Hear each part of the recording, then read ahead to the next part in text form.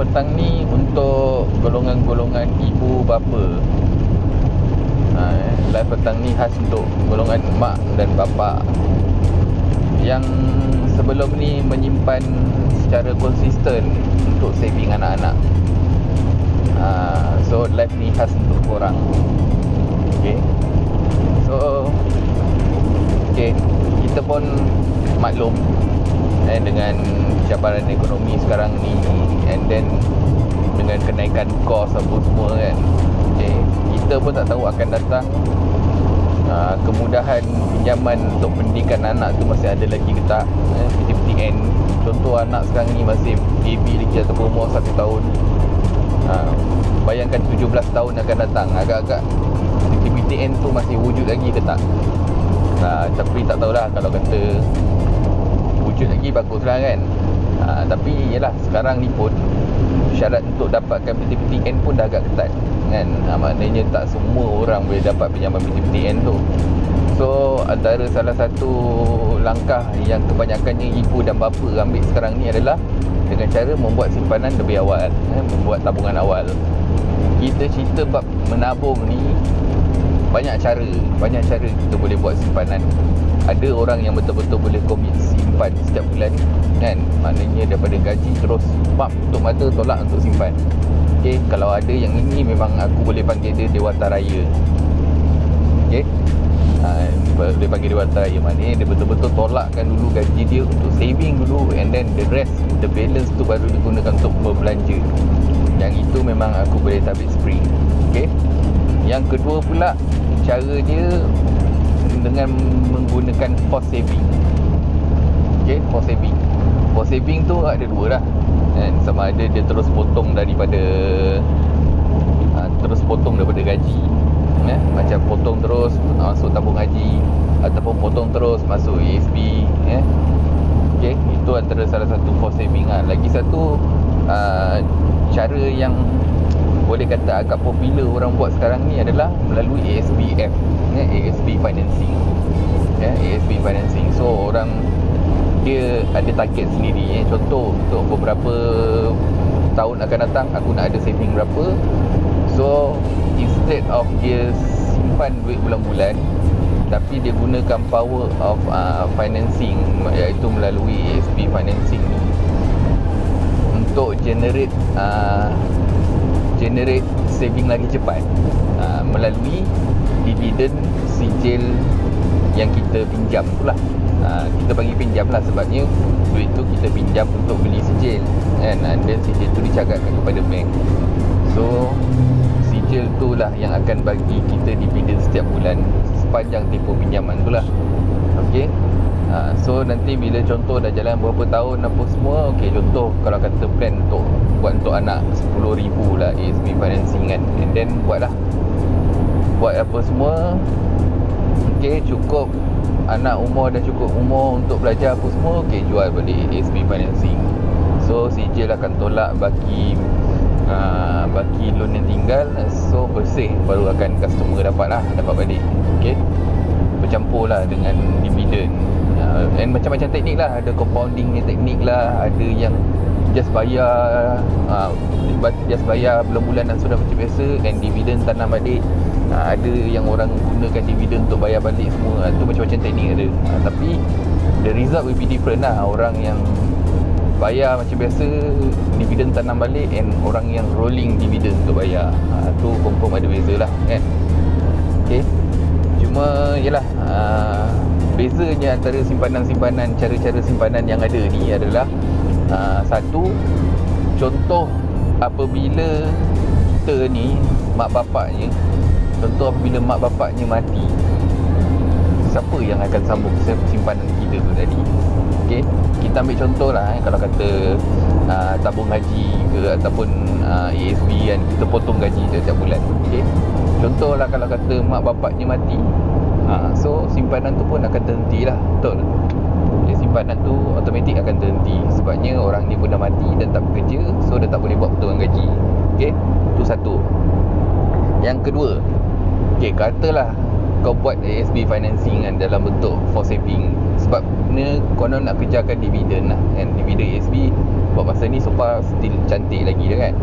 Okay, contohlah kalau kata kita meninggal, okay, ASB financing tu kalau kata yang pakai Islamic punya, kebanyakannya memang dah diambilkan sekali dengan takaful kredit. Okay, takaful kredit tu gunanya bukannya untuk melindungi orang yang meminjam, tapi melindungi kredit yang diberikan pada customer. Sebab tu nama dia takaful kredit, bukannya takaful peminjam.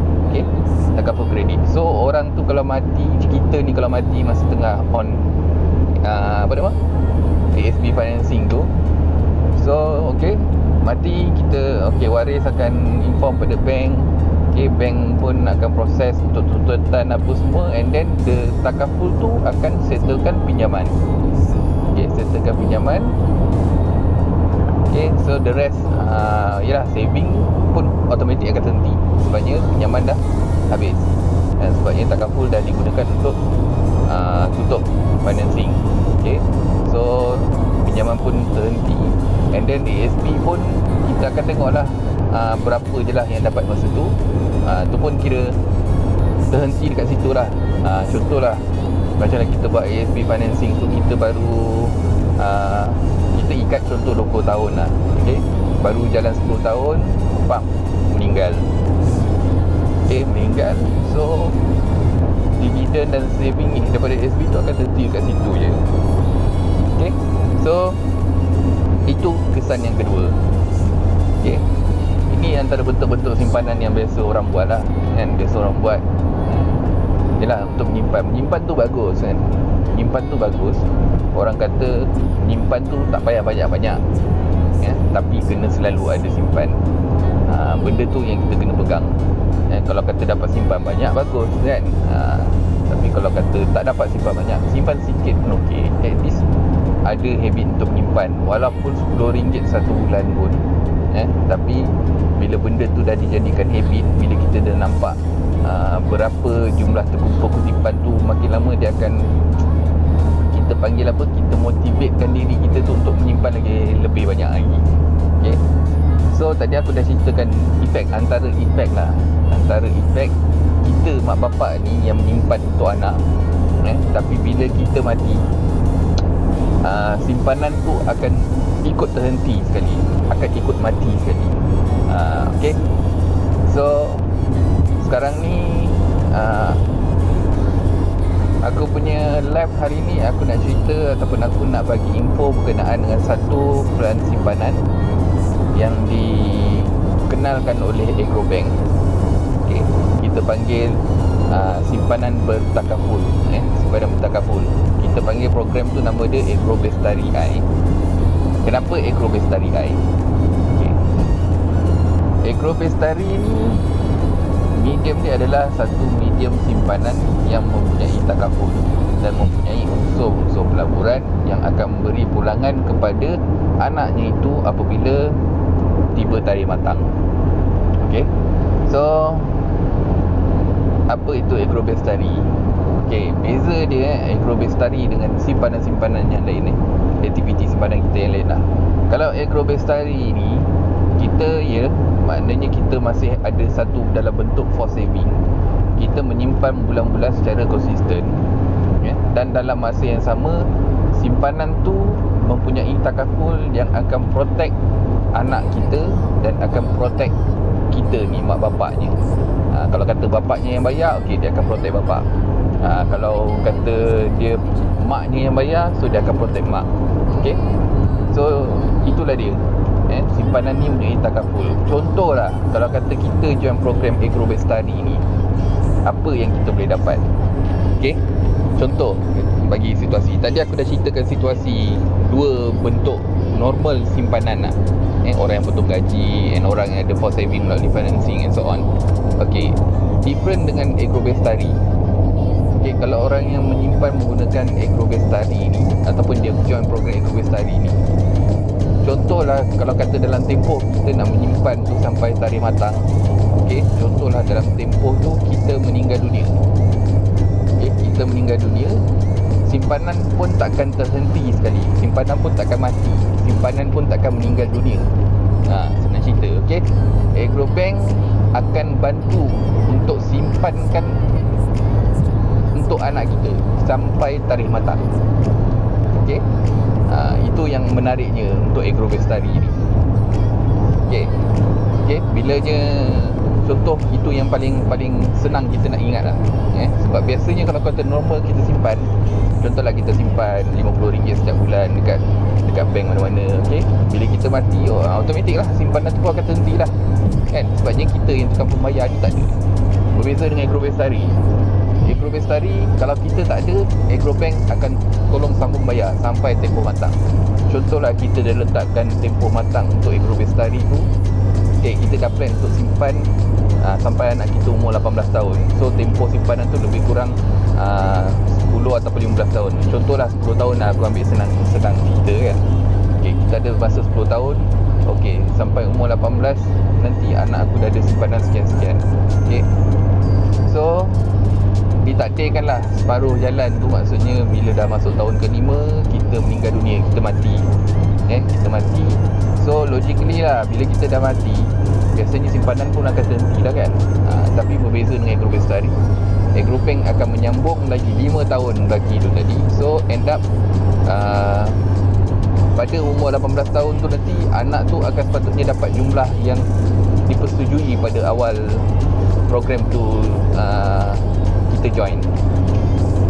Okay, and then bila kita ni mati tadi ni, okay, pampasan tu yang kita setkan untuk takaful tu, benda tu pun akan diberikan kepada anaknya nanti. So kalau ikutkan, simpanan anak tu akan jadi lebih banyak.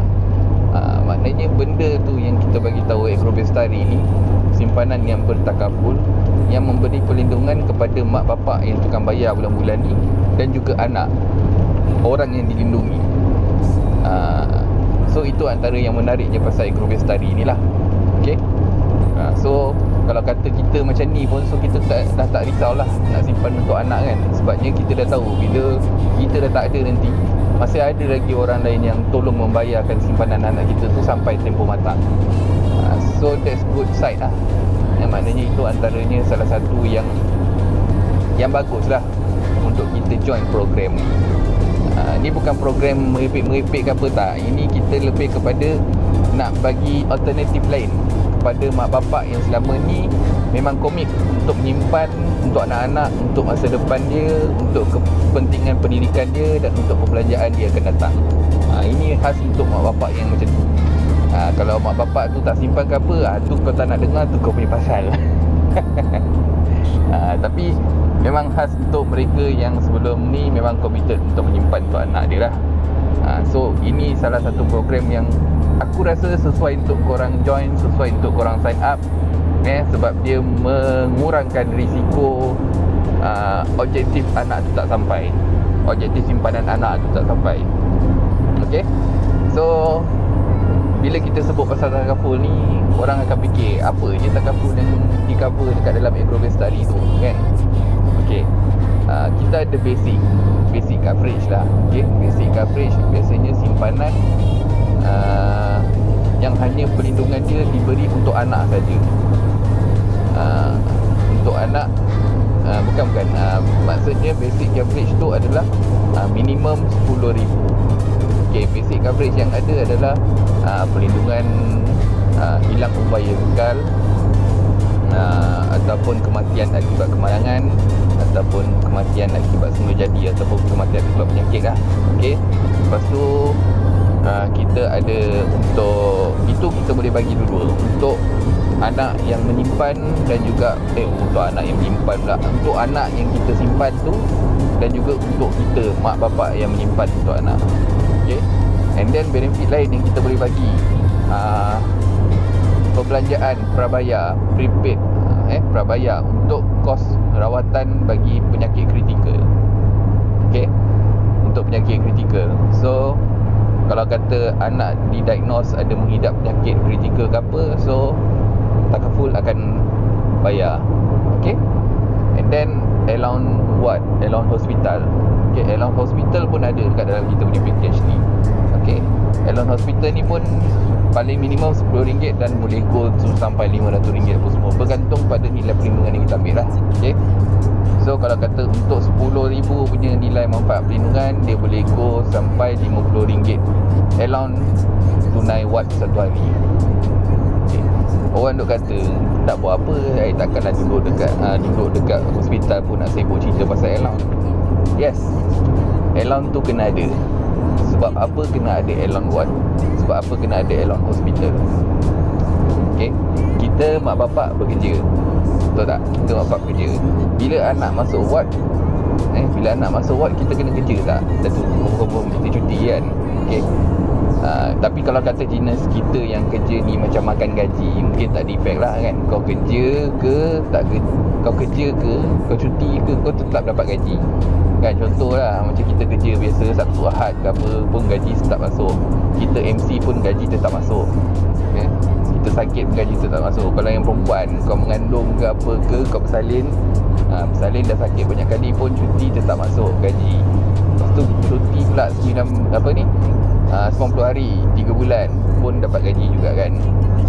Okay, tapi kalau ikutkan keperluan allowance hospital tu adalah untuk mengganti sebahagian daripada pendapatan kau yang bekerja untuk satu hari. Mungkin kalau kata macam kita ni yang makan gaji mungkin tak rasa lah, tapi mereka yang berniaga, contohnya yang berniaga kecil-kecil ke, yang berniaga sampingan, berniaga mikro kat tepi jalan ni, yang gaji dia hari-hari. Kau bayangkan kalau kata anak dia tiba-tiba masuk ward satu minggu dah dia tak bekerja, satu minggu dah dia tak berniaga. So daripada mana dia nak cari income? Jadinya daripada allowance ward, daripada allowance hospital tu yang akan ganti balik sebahagian daripada income dia yang hilang. Itu sebenarnya guna allowance ward. Okay, lepas tu kita ada waiver. Contohnya kalau kata macam kita ni mak bapak yang membayar bulan-bulan tu dah mati, meninggal. So ini aku cakap tadi, bila kita dah ada bayar untuk waiver tu, so Agrobank akan sambung bayar sampai tempoh matang tu lah. So itu antara manfaat-manfaat yang ada dekat dalam Agrobestari ni, khas untuk mak bapak yang ada, memang ada perancangan untuk menyimpan untuk anak-anak lah.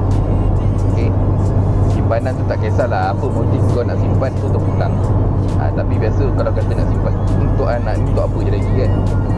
Paling untuk masa depan dia lah, untuk pendidikan dia ke, anything lah kan, apa-apa untuk anak. Okay, so itu antara benefitnya lah dekat dalam kita punya Agrobestari ni. So itu semua sedikit lah pasal Agrobestari.